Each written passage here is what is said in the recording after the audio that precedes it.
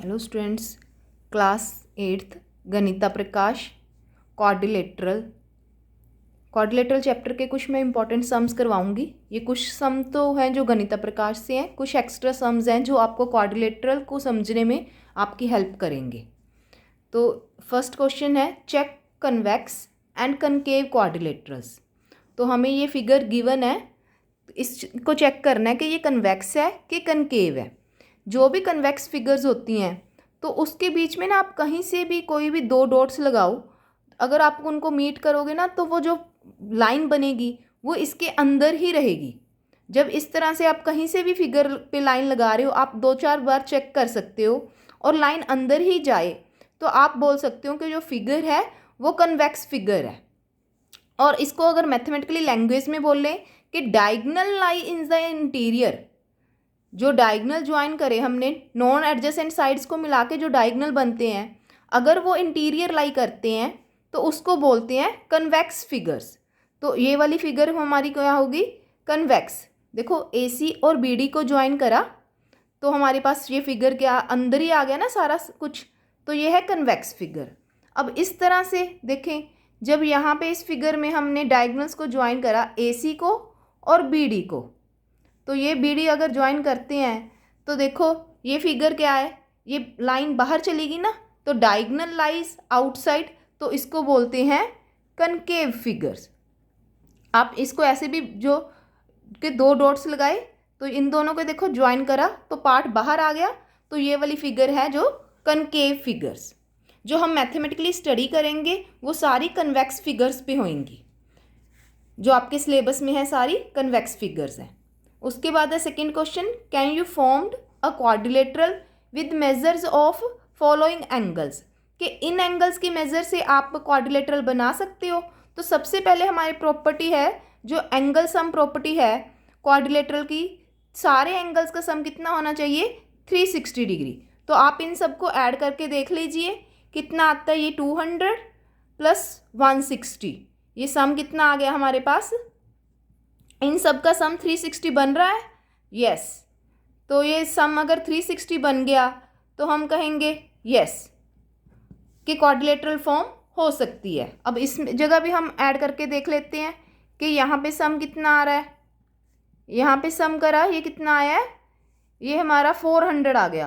तो ये 400 तो नहीं है ना 360 के बराबर, तो यहाँ लिख देंगे क्वाड्रिलेटरल कैंट बी फॉर्म्ड, तो क्वाड्रिलेटरल नहीं बन सकती। उसके बाद है third question, find the value of x। तो सम ऑफ 4 एंगल्स कितना होता है? वही sum of 4 angles of quadrilateral 360 degree. तो 85 plus 135 plus 90 plus x is equal to 360, और इन सब का सम कितना आ गया हमारे पास? 310 इज इक्वल टू 360। तो x कितनी आ गई हमारे पास? 360। ये उधर जाके माइनस हो जाएगी, ये टर्म कितना आ गया? 50 डिग्री।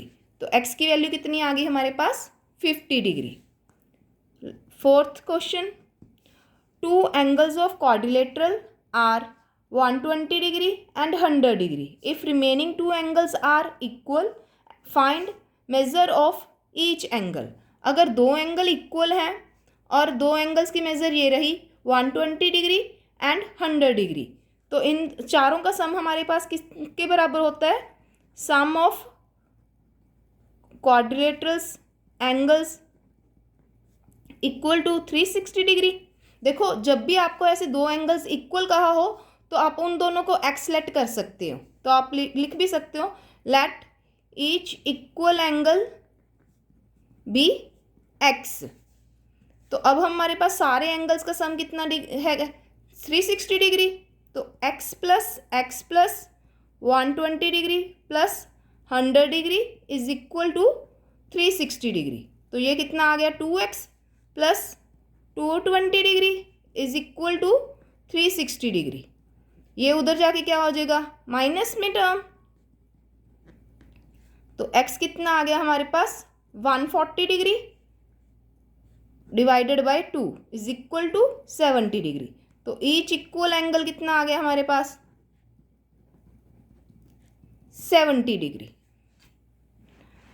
नेक्स्ट क्वेश्चन है हमारे पास, sum of all angles in a convex और कनकेव क्वाड्रिलेटरल। क्वाड्रिलेटरल चाहे कन्वेक्स हो चाहे कनकेव हो, सम ऑफ ऑल एंगल्स हमेशा 360 डिग्री रहेगा। इसका फार्मूला भी है n-2 इंटू 180 डिग्री। n है नंबर ऑफ साइड्स के लिए, तो n कितनी पुट करी हमने, 4 होती हैं क्वाड्रिलेटरल की, तो 4 इंटू 2 इंटू 180 डिग्री, तो 2 इंटू 180 डिग्री, तो ये कितना आ गया हमारे पास 360 degree.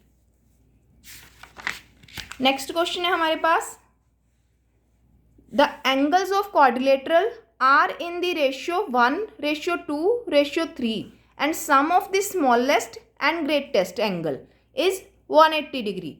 Find all angles of quadrilateral. तो आपको क्वाड्रिलेटरल के सारे एंगल्स की मेजरमेंट जाननी है। तो एंगल्स क्या है, पहले लेट द एंगल्स बी। देखो जब भी आपको ऐसे रेशियो दी हो तो आप इसके साथ 1x 2x एंड 3x लगा सकते हो। जो x है वो आपकी कॉमन रेशियो है। तो ये वाले तीनों एंगल्स ले लिए हमने। तो अब उन्होंने बोला था सम ऑफ स्मॉलेस्ट, स्मॉलेस्ट कौन सा हुआ x, ग्रेटेस्ट 3x। तो हमारे पास इनका सम कितना हो गया, स्मॉलेस्ट यहाँ पे लिख सकते हो according to question. According to question ये कितना आ गया हमारे पास, x + 3x is equal to 180 degree. तो x अगर x लिखा हो ना तो इसका ये मतलब मानना करेंगे ये 1x है। तो 1x + 3x 4x is equal to 180 degree. x is equal to 180 degree divided by 4, तो x कितना आ गया हमारे पास 45 डिग्री। अब हमारे पास x 45 आ गया, तो ये तीनों एंगल फाइंड आउट कर लें। तो एंगल 1 अगर इसको मान रही हूँ मैं, तो x is equal to 45 degree, angle 2x 45 degree into 2 90 degree, angle 3x is equal to 45 degree into 3 135 degree. अगर हमारे पास ये 3 एंगल आ गए हैं, अब हमें पता है कि जो चौथे एंगल्स का सम है वो कैसे निकालेंगे हम, एंगल सम प्रॉपर्टी से। तो angle sum property of quadrilateral, तो ये तीनों सम्स कितना आ जाएगा 45 degree plus 90 plus 135 degree plus जो फोर्थ एंगल है, लेट फोर्थ एंगल भी y डिग्री, तो y ले लिया हमने।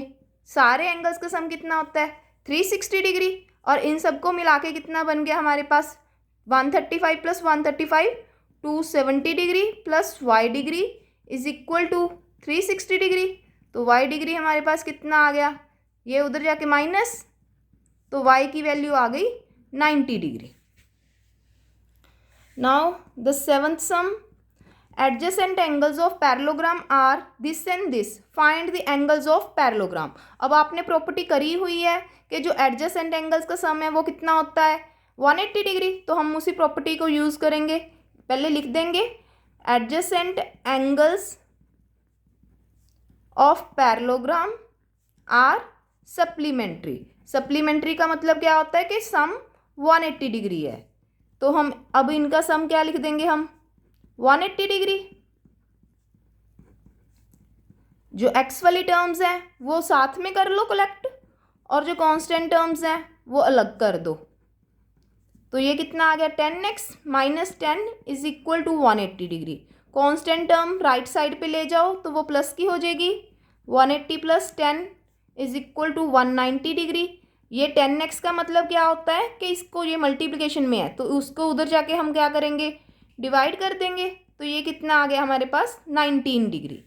तो अब अगर x की वैल्यू हमारे पास 19 डिग्री आ गई है, तो हम 4x - 7 डिग्री 4 × 19 - 7, ये कितना आ गया 76 - 7 69 डिग्री। और second angle 6x - 3 degree is equal to 6 × 19 - 3 114 - 3, तो 111 डिग्री। अब हमें पता है जो अपोजिट एंगल्स होते हैं वो इक्वल होते हैं, तो angle A equal to angle C, इसको अगर मैं लेट करूं कि ये वाला एंगल A है, यहाँ पे फिगर भी बना देते हैं एक बार क्वाड्रिलेटरल की, A B C and D। जो एंगल A है 4x - 7 डिग्री, और जो एंगल डी है वो ले लेते हैं 6x माइनस 3 डिग्री। तो एंगल ए और सी इक्वल हो गए। रीज़न देंगे हम अपोजिट एंगल्स ऑफ पैरेललोग्राम। अब पैरेललोग्राम के अपोजिट एंगल्स क्या होते हैं? इक्वल। तो angle A equal to C कितना आ गया हमारे पास? 69 degree. And angle B equal to angle D कितना आ गया हमारे पास? अपोजिट एंगल्स ऑफ पैरेललोग्राम, यहाँ पे भी रीजन सेम हो गया। तो ये कितना आ गया? 1 डिग्री। तो ये हो गया हमारे पास पैरेललोग्राम के एंगल्स निकालने का। इसके बाद हम करेंगे रेक्टेंगल के। तो ये क्वेश्चन थोड़ा सा ध्यान से समझना, इसमें हम डायगोनल्स की प्रॉपर्टी यूज करेंगे। In a rectangle A B C D angle A O B is equal to 70 degree. हमें ये वाला एंगल गिवन है जो क्वाड्रिलेटरल के डायगोनल्स मीट करके बना रहे हैं। तो ये वाला एंगल से हम निकालना, कौन से एंगल निकालने हैं? O D C. पहले तो ये एंगल देख लो कि कैसे लिखना होता है। ये बीच वाला वर्टेक्स होता है, ये इधर वाली रेज, ये सेकंड। पहले डी वर्टेक्स है तो ये वाला एंगल हो गया। और ये किस किस तरफ जा रहा है? एक तरफ से ओ की तरफ, दूसरी तरफ से सी की तरफ। तो क्या कौन सा एंगल बन गया? O D C. तो एक तो हमें ये वाला एंगल फाइंड आउट करना है। दूसरा ओ ए बी, वर्टेक्स हमारा बीच में, तो बीच में कहाँ से शुरू होता है? ओ ए बी। तो ये वाला एंगल फाइंड आउट करना है हमने। इनको हम 1 2 लिख लेते हैं। तो ये हमें सबसे पहले पता है कि ये दोनों फाइंड आउट करने हैं। इसकी हेल्प के लिए देखो हमें बेस एंगल्स चाहिए, तो एक एंगल मैं यहाँ पे लिख लेती हूँ, इसको लिख लेती हूँ एंगल 3। अब ये देखिए हमारे पास जो रेक्टेंगल है, रेक्टेंगल के डायगोनल्स क्या होते हैं? इक्वल। तो सबसे पहले वही लिखेंगे, diagonals of rectangle are equal and bisect each other. जो इसके डायगोनल इक्वल है, बाइसेक्ट का मतलब टू इक्वल पार्ट्स में डिवाइड करते हैं। अगर इक्वल है देखो तो A B equal to C D, this implying उनके हाफ हाफ पार्ट्स भी इक्वल है। अगर उनके हाफ हाफ पार्ट्स इक्वल हैं तो it means base angles O A और ओ बी भी इक्वल है। तो जब भी आपके पास एक आइसोसेलेस ट्रायंगल बन जाए, ये देखो ये ओ ए बी आइसोसेलेस ट्रायंगल बन गई, तो उसके बेस एंगल्स ये 2 और 3 भी इक्वल होंगे। तो इसको हम लिख सकते हैं एंगल 2 इज इक्वल टू 3, और सामने लिख सकते हैं आइसोसेलेस ट्रायंगल प्रॉपर्टी। इसका मतलब होता है जब भी दो साइड्स किसी ट्रायंगल की इक्वल है तो उसकी साइड्स इक्वल होने के साथ साथ बेस एंगल्स भी इक्वल हैं। तो अब हम लेट कर लेते हैं कि let each angle 2 equal to 3 equal to x. तो अब ट्रायंगल्स के ओ ए बी ली मैंने, इनके तीनों एंगल्स का सम कितना हो जाएगा? x plus 70 degree is equal to 180 degree. Angle sum property लगाई मैंने, 2x plus 70 degree is equal to 180 degree. 2x 70 उस तरफ जाके माइनस, ये कितना आ गया? 110। तो x की वैल्यू कितनी आ गई? 110 को, ये 2 इधर मल्टीप्लिकेशन में है तो इसको हमने डिवाइड कर दिया 55 डिग्री। तो अब हमारे पास देखो x मतलब एंगल 2 एंड एंगल 3 ये दोनों ही आ गए हमारे पास, इज इक्वल टू 55 डिग्री। और इसके बाद हमारे पास देखो 1 और 3 ऑल्टरनेट इंटीरियर एंगल्स हैं, तो ये भी कितने आ गए? 55 डिग्री ऑल्टरनेट इंटीरियर एंगल्स। तो अब हमारे पास तीनों एंगल्स आ गए। अब इस क्वेश्चन में जिस फॉर्म में दिए थे अब हम उस फॉर्म में लिख लेंगे। ओ डी सी मतलब एंगल 1, तो ओ डी सी की वैल्यू कितनी है? 55 डिग्री। और एंगल ओ ए बी की वैल्यू, ओ ए बी मतलब क्या है? एंगल 2, तो एंगल 2 कितना है? 55 डिग्री। तो अब हमारे ये आंसर लिख दिए हमने। उसके बाद है 9th sum, in a square A B C D, A B B C दो साइड्स गिवन है। अच्छा, स्क्वायर की साइड्स क्या होती हैं हमारे पास? इक्वल। अगर ये सारी साइड्स इक्वल ही होती हैं तो हमें ये जो अलग अलग गिवन दिख रही हैं कि अलग अलग हैं, तो ये भी तो आपस में इक्वल ही हुई ना। हम लिख देते हैं sides of square are equal.